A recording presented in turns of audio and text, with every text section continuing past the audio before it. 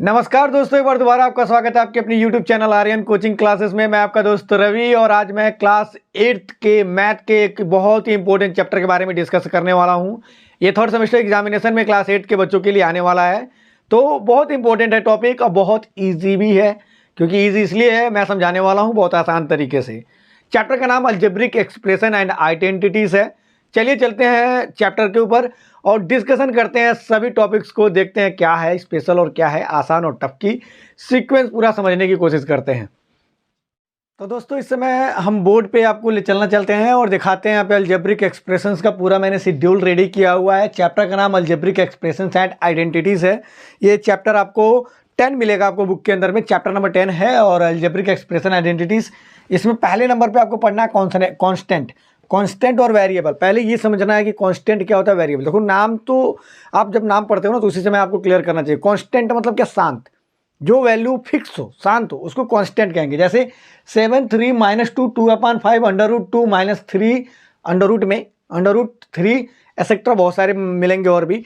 ये जो वैल्यू होते हैं ना, ये कांस्टेंट होते हैं, ये कभी चेंज नहीं होते हैं। ऐसा नहीं है कि 7 यहाँ पढ़ रहे हैं तो उसका वैल्यू बाद में चेंज हो सकता है, ऐसा नहीं होता है। इसीलिए इसको कांस्टेंट कहते हैं। ये अलजेब्रिक एक्सप्रेशन में इंपॉर्टेंट होने वाला है। ठीक है, आगे बढ़ते हैं। वेरिएबल मतलब वेरी करता है, जो मतलब वो चेंज करता है अपने आप को, वेरी करता है, उसको हम लोग वेरिएबल के अंतर्गत में रखेंगे। वेरिएबल में A, B, X, Y, Z, देखो कोई भी लेटर वाले फॉर्म, उसको हम लोग क्या वेरिएबल के अंदर रखते हैं। देखो मैं एक चीज़ और समझा देता हूँ। वेरिएबल को आप लिटरल भी कह सकते हो। लिटरल इसलिए कह सकते हो क्योंकि ये लेटर वाले फॉर्मेट में होता है, लेटर होते हैं। और कांस्टेंट को आप न्यूमेरिकल भी कह सकते हो, न्यूमेरिकल, क्योंकि ये न्यूमेरिकल फॉर्म में होता है,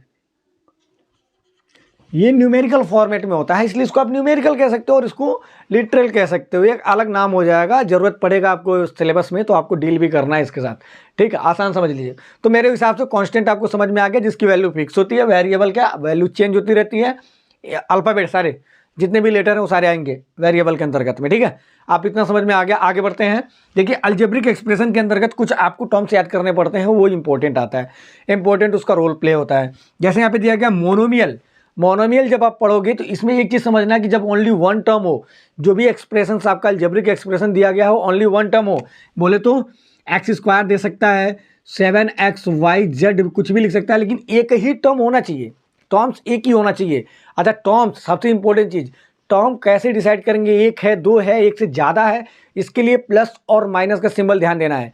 अगर आपके अलजेब्रिक एक्सप्रेशन में प्लस और माइनस का सिंबल है तभी वो टर्म्स को अलग अलग डिसाइड करेगा। अगर प्लस माइनस का सिंबल नहीं है तो टर्म्स अलग अलग नहीं डिसाइड करेगा। मतलब मल्टीप्लाई और डिवाइड ये टर्म नहीं बनाते हैं।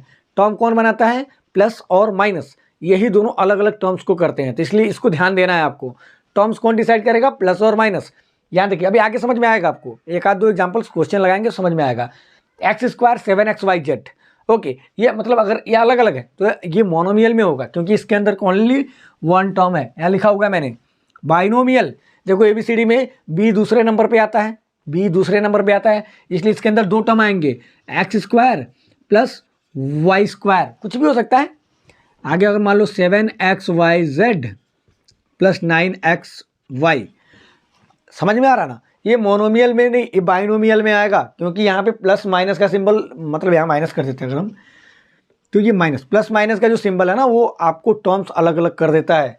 ट्राइनोमियल में यही चीज़ क्या हो जाएगा, 3 टर्म्स में आएंगे, मतलब x² plus y² minus z, ऐसे मिलेंगे आपको। 3 टर्म्स डिसाइड किए जाएंगे। जब 3 टर्म्स रहेंगे तो ट्राइनोमियल, ट्राइंगल 3 एंगल 3 साइड, और ट्राइनोमियल में 3 टर्म्स, भूलना नहीं है, ये हमारा ट्राइनोमियल हो जाएगा।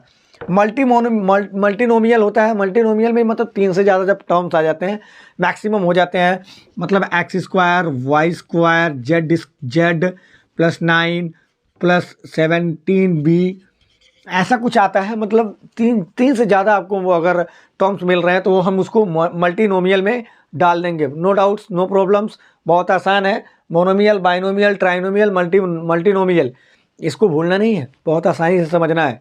समझ में नहीं आ रहा तो वीडियो एक बार पीछे करके देख लो, आप समझ में आ जाएगा। आसान है, बहुत आसान है, आसानी से समझा भी रहा हूँ। कोएफिशिएंट आता है, ये देखो बहुत आसान होता है कोएफिशिएंट। कई लोग कंफ्यूज होते हैं इसमें। आसान क्यों होता है, सपोज दैट अगर हमारे पास दिखा 7p² q², बोला इसमें 7 का कोएफिशिएंट क्या है, तो 7 को हटा दो, बाकी जो भी चीज़ बच रहा है वो उसका कोएफिशिएंट हो जाएगा। अगर मान लीजिए अब 7 को हटा देते तो पी स्क्वायर क्यू स्क्वायर हो जाता, ठीक है। अगर आपको यही पूछता कि पी स्क्वायर का कोएफिशिएंट क्या है, तो पी स्क्वायर को छिपा लो, बचेगा क्या 7 एंड क्यू स्क्वायर, तो 7 एंड क्यू स्क्वायर उसका कोएफिशिएंट हो जाएगा। आसानी से समझने का, जिसका कोएफिशिएंट पूछ रहा है ना उसको केवल छिपा लो आप, बाकी जो बचता है वो सारा उसका कोएफिशिएंट हो जाएगा। एकदम आसानी से समझना है, ज़्यादा टफ नहीं लेना, बहुत ईजी है। ओके आगे बढ़ते हैं। आता है like terms and unlike terms.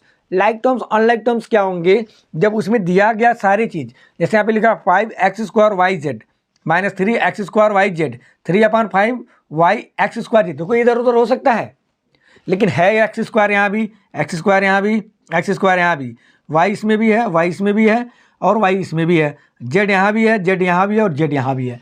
मतलब ये जो हम लोग वेरिएबल पढ़ रहे थे ना, ये वेरिएबल अगर इक्वल मिल रहा है तो वो लाइक टर्म होगा, और अलग अलग हो गया अगर तो ये अनलाइक टर्म होगा।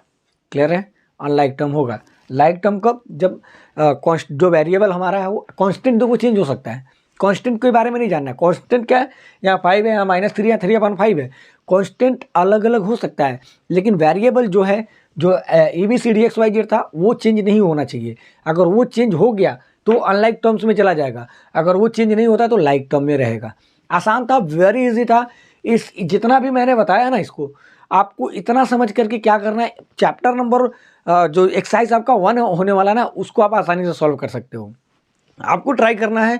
अगर आपको इनकेस डाउट आता है अगर, तो आप डिस्क्रिप्शन में जाइएगा, मेरा व्हाट्सअप नंबर मिल जाएगा आपको। व्हाट्सअप नंबर पे आप अपने क्वेश्चन का स्क्रीनशॉट भेजिएगा, क्वेश्चन लिख के भेजिएगा। मैं बहुत जल्दी एज सून एज पॉसिबल आपको उसका सॉल्यूशन अवेलेबल कराऊंगा। हो सकता है अगले वीडियो में आपको इसका पहला एक्सरसाइज जो है उसका कंप्लीट सॉल्यूशन भी मिल जाए। तो उम्मीद करते हैं वीडियो समझ में आया होगा, अच्छे से समझ में आया होगा। कोई भी डाउट है, कहीं भी कोई कमी नज़र आई हो तो मुझे ज़रूर कमेंट करें, बताएं हमें, ताकि आगे से उसको और ज़्यादा इंप्रूव किया जाए। चलिए मिलते हैं अपने नेक्स्ट वीडियो में, नेक्स्ट पार्ट में। अभी अलजेब्रिक एक्सप्रेशन कंप्लीट नहीं हुआ है, आगे अभी और भी चीज़ें हैं, एक्सरसाइज और भी सॉल्व करने हैं, बहुत सारी चीज़ें हैं, तो अगली वीडियो में डिस्कशन करते हैं। तब तक के लिए बाय।